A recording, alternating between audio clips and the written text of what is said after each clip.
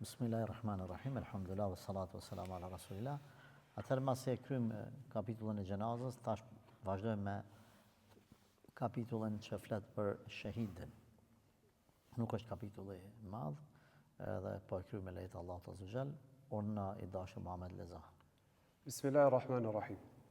Autori thot: shahid konsiderohet ai që është vrarë nga idhujtarët, ose ai që është gjetur i plagosur në betejën e luftës, ose që kanë vrarë muslimanët me pa të drejtë dhe nuk detyrohet pagesa për të. Atij nuk i lahet xhenazja, edhe nëse ka qenë i shëndosh logjikisht, në moshën e pubertetit apo i pastër, por i falet namazi i xhenazës. Baza ku mbështeten dispozitat e shahidit janë shahidet e Uhudit. I dërguari i Allahut për ta ka thënë: mbulojeni ata ashtu me plagët dhe gjakun e tyre. Mos i lani ata, sepse vërtet ditën e ringjalljes ata do të ringjallen në atë formë që venet e tyre do të rrjedhin gjak, që ngjyra do të jetë ngjyrë gjaku e era e tyre erë misku. Pra, kapitulli i shahidit është e kuptueshme kush është shahid, domethënë ata që kanë mbyt jo muslimanët, qoftë betejë apo dikun tjetër ku është mbyt për shkak të fesë së tij, pa ose është gjet i plagosur në betejë dhe ka vdek pastaj domethënë nga plagët e betejës, konsiderohet prap shahid, ose rastësisht e kanë mbyt muslimanët ose gabimisht ose pa drejtësisht. Muslimani janë, po janë që i ka 2-3 djemë të ri apo musliman, zullum i kanë bën idealit tjetër apo në që edhe e kanë myt pa drejtësisht. Ose gabimisht. Ka ndodhur në kohë të pejgamberit sallallahu alaihi wasallam, harova kush ishte ai sahabiu. Harova nëse mos përmend emrin që më u ketë kuptu. Babën e një njonit për sahabëve, e kanë me shigjet, e kanë myt gabimisht, tu menu që është moshrik, edhe disa sahabë kanë thonë shkoj, shkoj pa kur farë shpërblimi, ka shku djali vetë, edhe i ka thonë, ja Rasulullah, baba jam kështu, thotë baba ka shku si shahid, edhe po ashtë se si po fluturan shpirti i tij në lartësitë e xhenetit, edhe është qetësu, dhe më thonë djali, sepse është mbyt gabimisht nga muslimanët, tu menu që sa musliman. Çdo kush që është në gjendjen e këtyre që u përmendën, ose ka të njëjtin kuptim me ta, sikur fjala vjen të jetë vrarë me pa të drejtë, atëherë edhe dhe për vrasjen e tij nuk ka obligim kompenzimi material dhe ka të njëjtën dispozit. Thënia e tij ose e kanë vrarë muslimanët me pa të drejtë, në këtë përfshihen të vrarët nga rebelët apo kaçakët e rrugëve, sepse Aliu nuk i kishte larë sahabët, të cilët ishin vrarë në betejën e Sifinit. E pejgamberi alayhis salam ka thënë: kush vritet në mbrojtje të pasurisë së tij është shahid. Mirë po, është e vërtetë se pejgamberi alayhis salam u kishte falur namazin dëshmorëve të Uhudit, sikurse namazin ndaj xhenazeve, madje është transmetuar se ai i kishte falur Hamzës 70 namaze, në një transmetim 70 tekbire.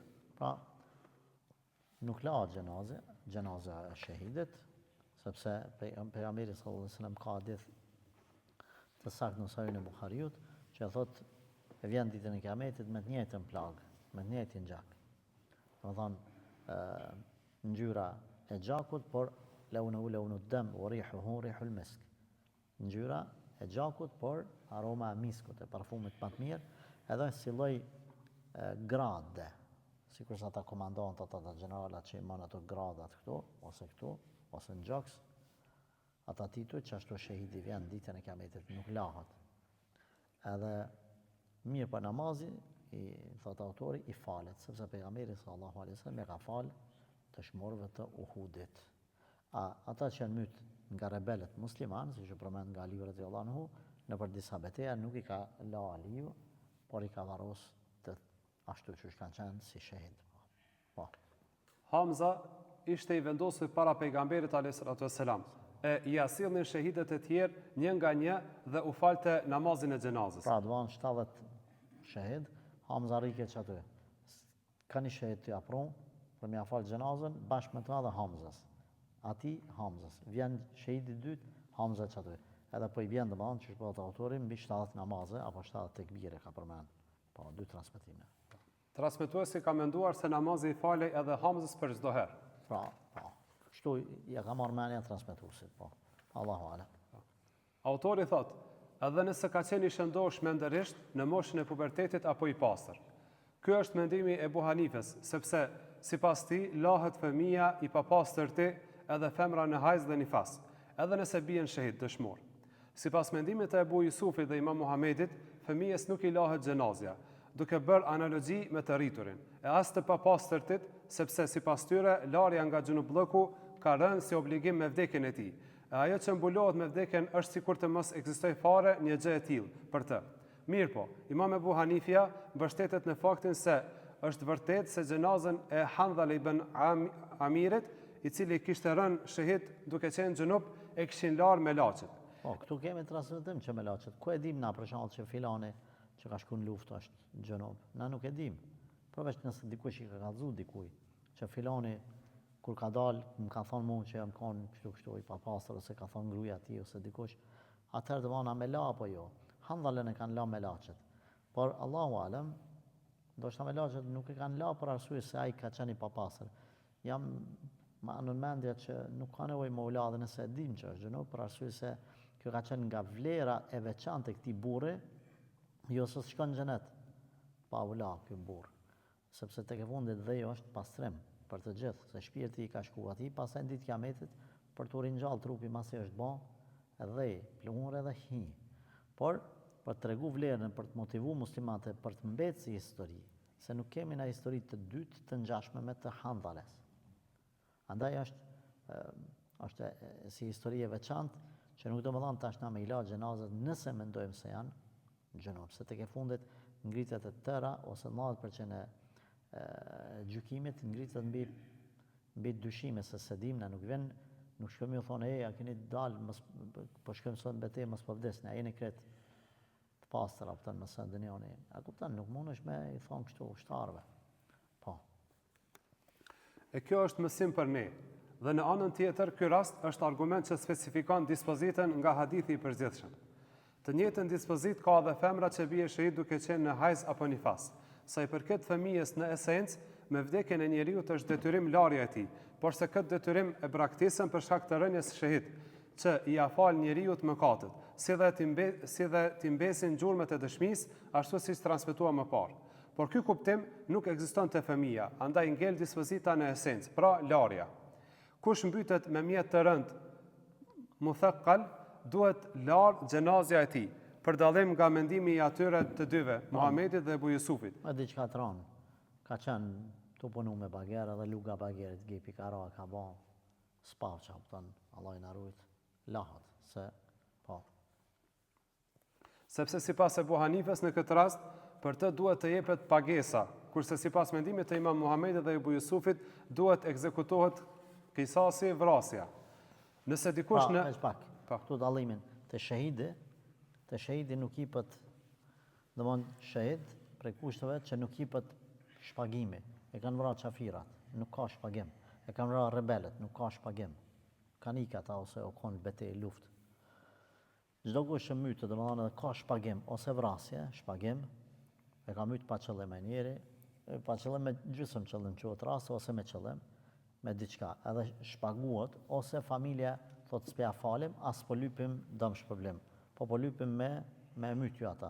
Në këtë rast, çdo person që është myt dhe vrasësi, ose vritet, ose pagun dëm shpërblim 100 deve, në këtë rast thotë duhet mu la këta xhenazë se nuk janë kategorinë e shahidave. Kush është tjetër kategori të shahidit, ndoshta përmend autori, janë edhe ata persona që i ka përmend pejgamberi sallallahu alajhi wasallam, kush vdes nga smundjet e barkut, nga zjarri, nga rënja prej lartësive, nga tërmetet, nga uji, etj. Gruaja nga smundjet e lindjes ose të ciklit mujor e kështu me radhë. Po. Nëse dikush në arenën e luftës gjendet i vdekur, por në trupin e tij nuk ka plagë, xhenazja e tij lahet për shkak të ekzistimit të dyshimit për rënien shahid të tij. Po, marrim sebepet më kryesore, nuk e dim, s'ka plagë, s'ka kur gjë, ai mund me pas plagë të brendshme, tani kam shu dikush, për shembull me hekër qëto, për shembull, ose qëto, s'ka shaja kur gjë, po ka dek, po nuk e dim na. Qysh ka dek, ka pas në infrakt në sene vene, atëherë ma sigurt lahat, po thot autori, po. Autori thot, shahidi varroset me rrobat e tij. Vlerësohet kështu nga se vërtet Hamza, Allah qoftë i kënaqur me të, kur kishte rënë shahid, kishte veshur një rrobë që nëse i mbulohej koka, i zbuloheshin këmbët e tij. E nëse i mbuloheshin këmbët, zbulohej koka. Atëherë i dërguari Allahut urdhëroi që të mbulohet koka, kurse të këmbët të shtohet diçka tjetër nga pambuku. E vërtet kjo është shtesë që vërteton lejimin e shtimit të qefinit të shehidi. E kuptuam, domthonë me të njëjtat rroba ka pas çdo të veshnë, s'ka diçka, pra nuk qefinoset po. Autori thot, hiqet nga ai gëzofi, dysheku, jastëku, arma, mestet dhe helmeta. Vlerësohet kështu nga se të gjitha këto elemente nuk janë pjesë e rrobave të qefinit, andaj pejgamberi kishte urdhëruar që t'i hiqen dëshmorit nga trupi. Nuk ka nevojë me kapuç të hekret, apo me tesha të hekret, me çizme të hekret, me shpatë, me shtiz, me diçka, me atë mbrojën që më thon asaj. Hiqen ato, por rrobat esenciale, mbi të cilat shtohen shembull rrobat e mia esenciale. Çka veshje të tjera, atëra ato hiqen, se ato të funin ram nuk ka kurfar ma mirën e përfiton, sidomos në ato kohë ku për shembull sot një armë, një pancir, një diçka kur ato janë mund mi shfrytzuar dikush tjetër. I hiqen dhe varroset me rrobat normale, të veta që i ka për fune. Po. Autori thot, nëse ka ngrënë apo ka pirë diçka, ose është mjekuar apo ka lënë ndonjë testament për diçka që ka të bëjë me çështjet e kësaj bote, apo ka shitur diçka ose ka blerë, ose ka falur ndonjë namaz, ose është tërhequr nga betejë i gjallë, ose e ka lëshuar tendën, apo ka jetuar më shumë se një ditë me vetdije, ai lahet. Vlerësohet kështu nga se ai ka absorbuar diçka nga jeta dhe kështu dobësohen gjurmët e padrejtësisë. Andaj nuk ngelin në kuptimin e dëshmorëve të Uhudit, sepse ata kanë vdekur të etur, edhe pse atyre ju afrua ujë të pinë, por ata friksoheshin se po paksohet diçka nga dëshmia e tyre. Nëse i plagosuri bartet mes rreshtave të ushtarëve që të mos shkelet nga kuajt, e jo që të mjekohet, nuk lahet xhenazja e tij, sepse ai vërtet nuk ka shfrytzuar asgjë nga jeta e kësaj bote. Sipas mendimit të Ebu Jusufit, nëse atij ka kaluar një kohë namazit, e ai është në vetdije, trupi i tij lahet, sepse atij i është bërë farz namazi. Kjo është nga çështjet e kësaj bote. E nëse ka lënë ndonjë testament për ndonjë çështje fetare, atëherë nuk lahet xhenazja e tij. Gjykohet kështu nga se është transmetuar se vërtet Sa'd ibn Ebi Rebia u plagos ditën e Uhudit dhe ai u la ensarve një testament duke thënë: nuk keni arsye nëse vritet i dërguari Allahut, e juve t'u lëvizin syt, pastaj vdiq dhe nuk u la xhenazja e tij. Ashtu vol autori, nëse plagoset dikush, edhe mes plagës së tij në betejë, edhe vdekjes së tij ka një kohë. Sa do të më kone koha? Që ai amolajo, nuk po thojmë a shahid ajo. Sepse ai mund të më koni plagosën 3 ditë, një javë, po inshallah taala lutem Allahun për shkak të atyre plagëve, më kon shahid. Lutem Allahun, se ka vdek për atyre plagëve. Por te larja, amola apo jo? Se nuk duhet me diskutu në meselën nëse o plagos në luftë, ka shku në shpejë, është shëru 3 ditë, 5 ditë kanet, ose në spital. Edhe ka vdek për atyre plagëve, me lejtë Zotit është shahid, biidhnillah. Se s'ka vdek ai pse ka ngër qërshia shumë autën edhe ka barke. Ai ka vdek për gjurmët të luftës. A kupton? Prandaj këta nuk pe diskutojmë a mula a mos mula. Edhe po përmend domthonjë që nëse ka shit bler, ka ardhur dikush aty te kryt e tij, ka thonë mos i veçie smund, mos po desesh, a ma shese shpina, çka u bën anë ka bën që nëse kalon testament që ka të bëjë me dynjan, nëse kalon testament që ka të bëjë me ahiretin, Sa'di që është përmend këtu, Ibn Rabi' ka shkuar ka thonë, domthonjë kanë ardhur ensart aty kanë thonë me bom me vdek Resulullah sallallahu alaihi wasallam, kur mos u rahat ofshit, më thonë që shkini me gjetë rahatlëk ju në jetë, që shkini mundi mirë. Kjo nuk e largon vlerën e as të shahidllëkut, as prandaj edhe nuk është la.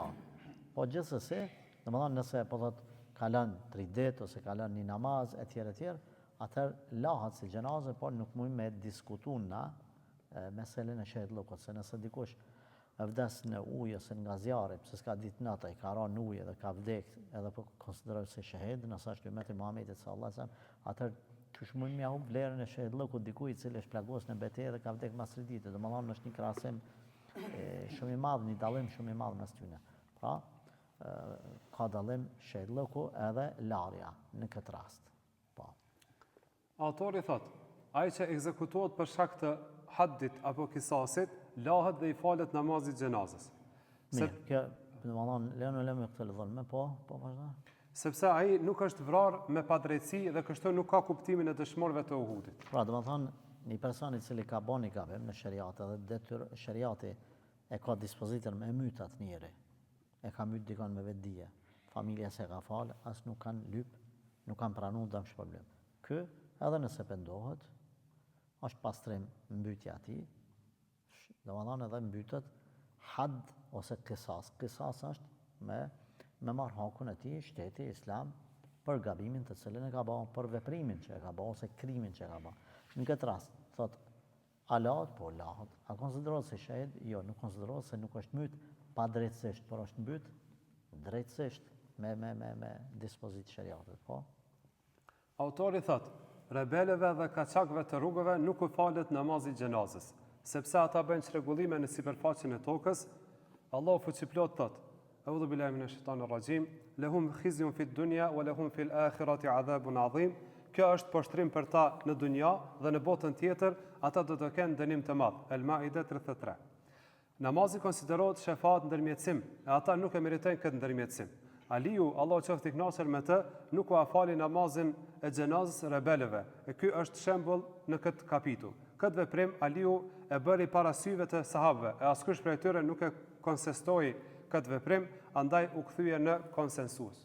Pa, ta turuk, ata që dalin në udhë, më thonë edhe i vjedhin karavanet, njerëzit i plaçkitin rrugës, që ka përkthy kaçakët edhe Rebel dhe kaçak. Po bogat, vë kuta turuk bogat, janë rebele, të manë që janë rebelu ndaj prisin, ndaj udhëhecit, kanë bën një grup atje, kanë shku me një male dhe rrinë dhe dalin, kujt munën udhës, e kështu më radhë, edhe kalimtarët për shkak kanë shku përpara në për pazar, na njofim njerëz këtu në Kosovën tonë dashur ku për shkak për mizhur ka pas njerëz e kemi njoftur personalisht ata pleq që kam njoft që gjyshim ka tregu domethënë ata zakonisht i kanë shfrytzuar ose postet kur ka qenë për shkak Italia këtu në vitet 30 ndoshta sakt s'po di tregonte gjyshi rahmetullah alej ku ata e kanë luajtur rolin e xhandarëve. Edhe një prej rasteve thotë na ishmi të rujt lopët për mi fshatin tëmë për mi zhur, edhe ata kinë se porrin dy, domethënë po këqyrin, po vjen prej nalë, prej poje, prej gore, njerëzit po e qojnë gjatë veta në për Prizren me i shit, me lopë të poshtë, ose me një tuf dele, 7 dele, 10 dele, 20, burre grua ose 2, bura, baba me djalin, këtë diqka. Këta për këqyrin, kush për shkën të poshtë, ky me lopë, ai me ata, ai me këta.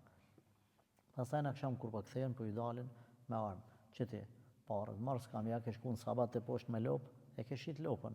Ta shkanë dhanë, po jo bre kalonën, qëti parët. Tha dojshin, tha me i mytë, tha, t'ju marë parët. Dhe më thonë, edhe pse kanë pas uniform ose diqka, kanë qenë në fakt, rebel, dhe më thonë, ose plaçkitës, në amën të, ato normal nuk konë, unë nuk du të ashta shaj asnjë sistem, se nuk po du me një anena, por ata e kanë keq përdorë, se ndoshta sistemi atëherë që me pas ditë ato, po e kanë bën njerëzit, pra i kanë keq përdorë këto situatë, Allah na rujt, duke ka mujt më qua opton edhe me evra ata. E në këtë rast Aliu nuk ja ka fal këtyne lloj apo këtyne kategorisë të njerëzve nuk ja ka fal xhenazën. Me kaq e përfundojmë këtë kapitull për të vazhduar inshallah taala javën e ardhshme me kapitullin e apo librin e zakatit. Pra në këtë formë apo në këtë ders e përfundojmë edhe dersin e çka ka të bëjë me namazin që janë diku 39 apo 40 derse janë kry. Walhamdulillahi rabbil alamin.